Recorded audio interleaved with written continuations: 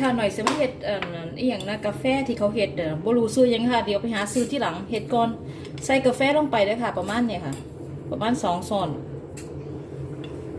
น้ำตาล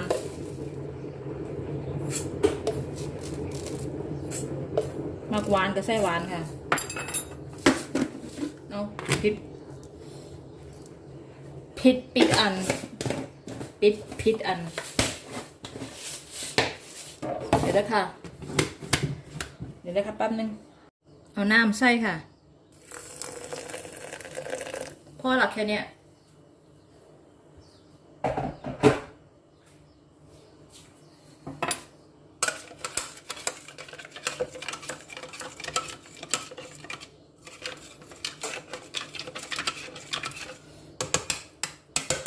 หน่อยใส่อันนี้ด้วยค่ะ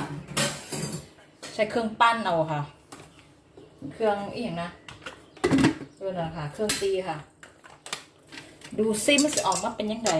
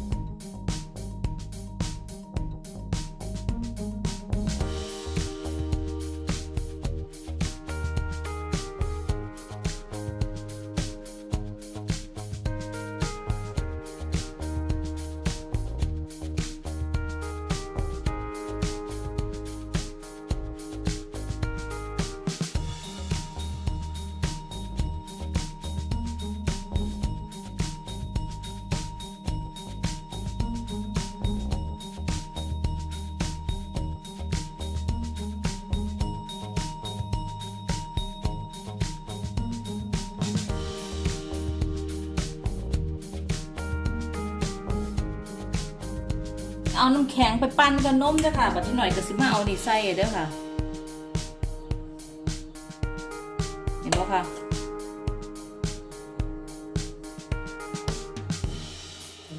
เบย